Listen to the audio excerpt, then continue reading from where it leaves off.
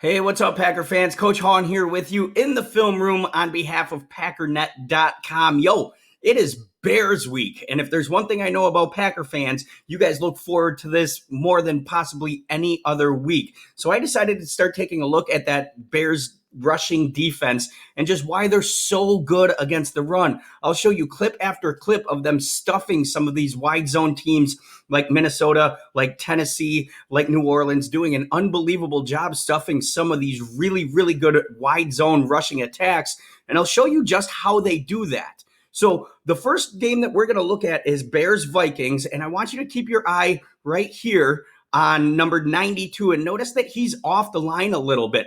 So what the Vikings are going to do is they're going to run a little bit of what we call split zone to their right. Our left, offense is right. So they're just going to go ahead and run some zone paths, get a double up to here, try to get a double from here to here up to here, and try to get this guy cut off, and then use this tight end, get this guy cut off right here, get this tight end to flow all the way across the flow and kick out back here. So that's what they're looking to do. That's what they're going to try to do. But I want you to watch right here, number 92, and the reason he's so far off the line is because he's literally just reading and reacting to the first step of the offensive lineman. So as we watch this, Minnesota's going to put a man in motion, try to get a little bit of a bump from the linebackers, and watch how fast he is off the line.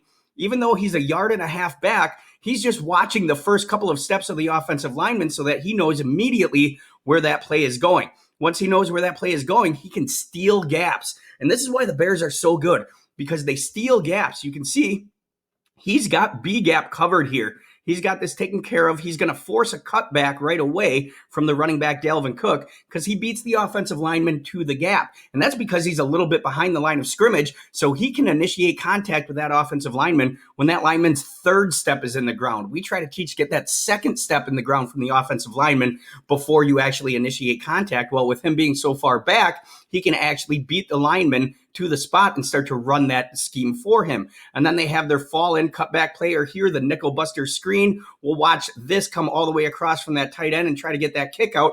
But because they're so very good at stealing gaps up front, it's going to clog everything up here and give these linebackers the ability to play off of the defensive linemen. So we all know that Minnesota is a very good rushing team, but these sorts of plays are what make the Bears so very good. So I'm thinking, well, maybe it's just that Minnesota game. So I start diving into other teams that they've played that rush the ball really well. And we can see here, Tennessee, they're in 21 personnel.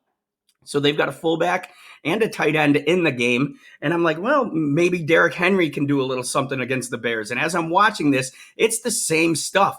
Look at the way that they steal gaps, beat linemen to their anchor points. They're incredibly physical, very violent with their hands, easily shocking and shedding these offensive linemen. I want you to watch right here. Now, my apologies. I don't know any of the Bears personnel. I don't know their names. I just know that they are incredibly good at shocking, shedding, and redirecting and fighting back to the football. This is really, really good defensive line play, and that really helps those linebackers out. It lets them play off of the defensive line, see where the D line is going, and then fall into the gaps behind. As you can see, there's nowhere to run here. Every gap is covered by a nickel player, by a linebacker, or by the defensive line doing a really good job of clogging it up front. So one of my initial thoughts was bring in an extra offensive lineman, play with 6 up and see how the Bears handled that.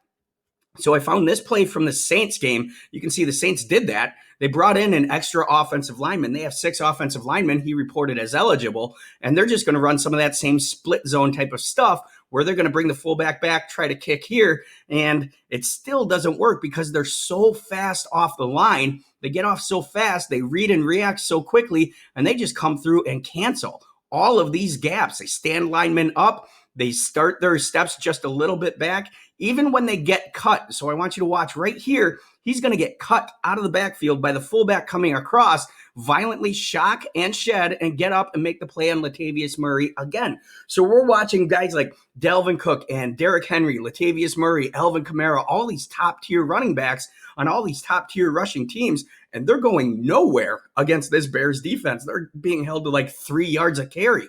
So then I started diving in a little bit more, and I found this. This is really cool. This is from the Tampa Bay game in week 5, and I want you to notice the formation and what Tampa's trying to do here to Chicago just with formation.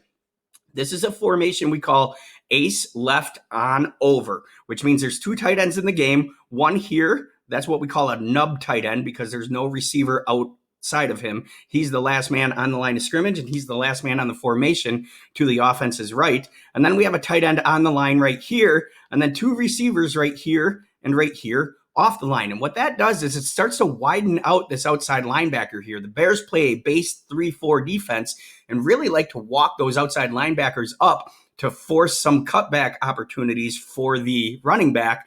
And then once those cutbacks happen, those linebackers can fill into the cutback lanes really quickly, playing off that defensive line.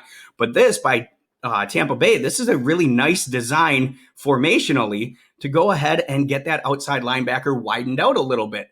And then as we go through and run this play, we'll see it right here. See this outside linebacker widened out, and then we have all the way in here, we have a 2-eye. So we have an open gap here and an open gap here, and only one man responsible for both of those gaps. So Tampa Bay, by formation, has kind of stolen a gap. And we can see in that stolen gap, that's exactly where it's going to hit. And hey, number 50, put your hands down. Shut up, 50. I hate when defenders throw their hands up trying to bait a holding call. You were beat. That's not a hold. Shut up. But you can see how Tampa Bay goes through and steals some of those gaps. So I thought, I wonder where else that occurred. And then I saw this Minnesota game right here.